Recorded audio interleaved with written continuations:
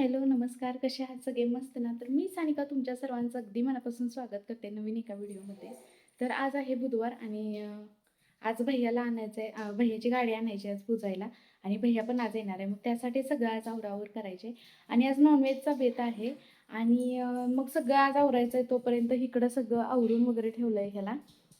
सोमवारी त्याला वेळ होता, तो सोमवारी येतो बोललेला. पण आता सोमवारी आमचा वेळ नव्हता, अचानकच तो येतो बोललेला. मग काही सुद्धा तयारी नव्हती आमची. मग त्यावेळेस मग कॅन्सल केलं आणि मग म्हटलं मग मंगळवारी तो जाणार होता बाहेर. मग तू मंगळवारी जाऊन ये म्हटलं निवांत. कारण की का नाही आता हा कार्यक्रम म्हणजे पूजन वगैरे कसं चांगलं व्यवस्थित झालं पाहिजे गाडीचं.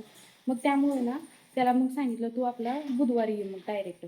मग त्यासाठी मग त्याला बुधवारी सांगितलं. आता मग आज बुधवार आहे म्हटलं होतं आज येणार आहे, तर मग सगळं बाकीचं आवरून घ्यायचं आहे. आता मला जे नॉनव्हेजचा मसाला वगैरे जो आहे ना तो करून घेतला आहे. आता मग जे दुसरं जे काम आहेत ना भाकरी भात करून घ्यायचं आहे.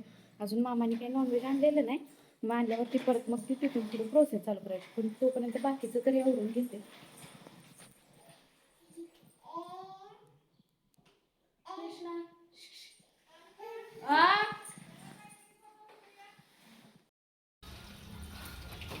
नाही कृष्णा, कृष्णा, कृष्णा, काय पोरग बघाय तयार नाही. ए कृष्णा,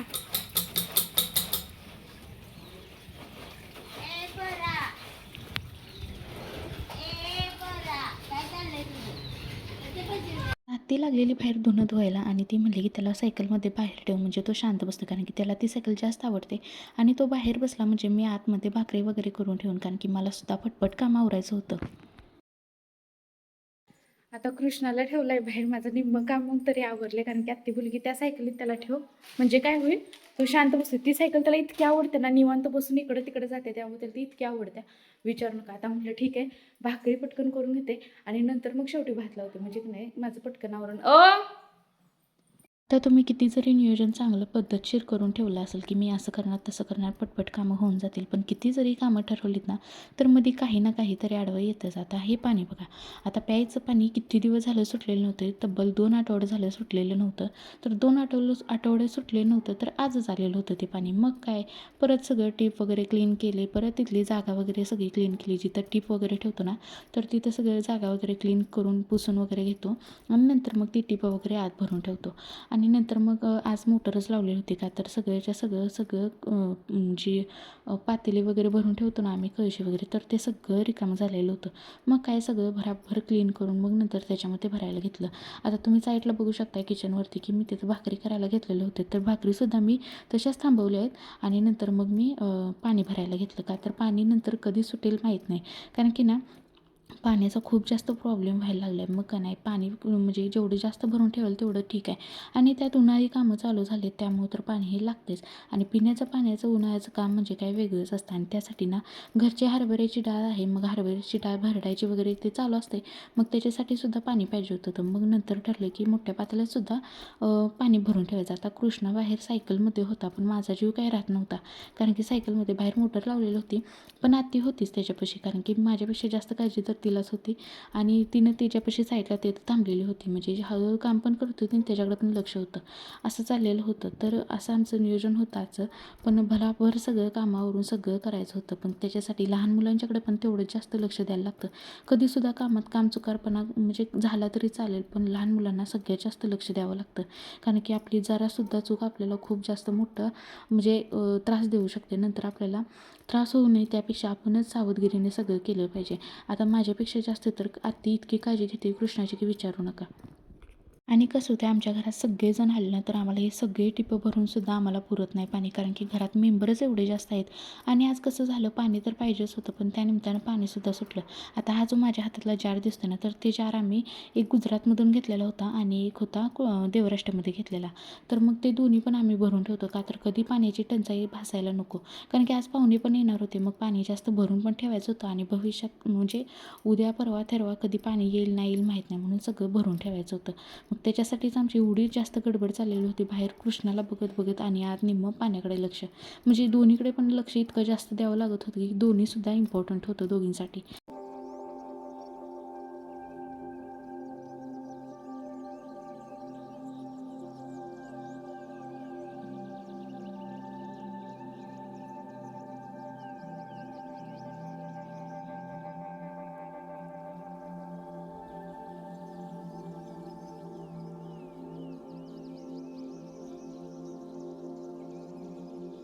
धर नसतं ते बघ.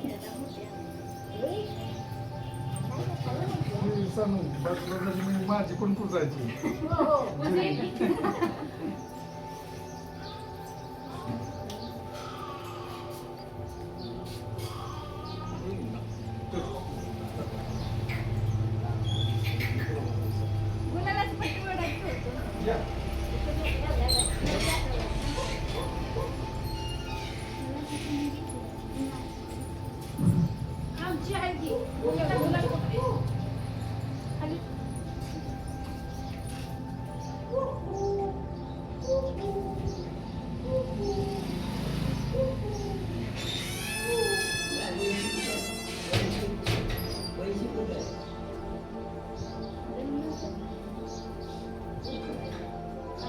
सात बायका झाल्या.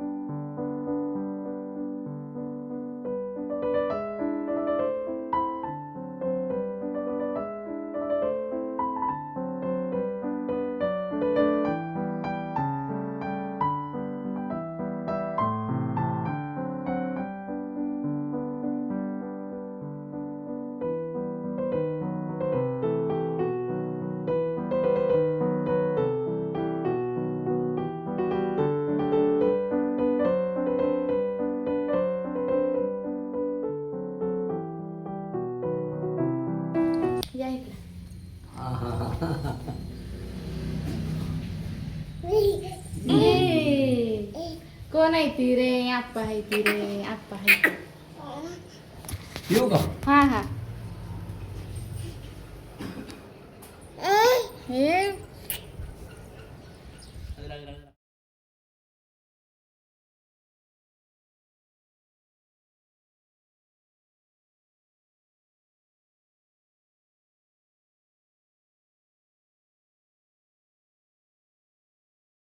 चला देवराष्ट्रामध्ये फायनली भैयाच्या गाडीचं पूजन झालं आणि छान असं जेवण वगैरे पण केलं दोघांनी सुद्धा, आप्पानी आणि भैयाने.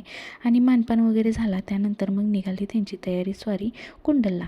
आता ते निघालेत म्हणल्यावर आता माझा पण व्हिडिओ आजचा इथंच थांबवते. आणि आजचा व्हिडिओ कसा वाटला नक्की कमेंट करून सांगा. आणि व्हिडिओ आवडला असेल तर लाईक शेअर अँड सबस्क्राईब. तोपर्यंत बाय.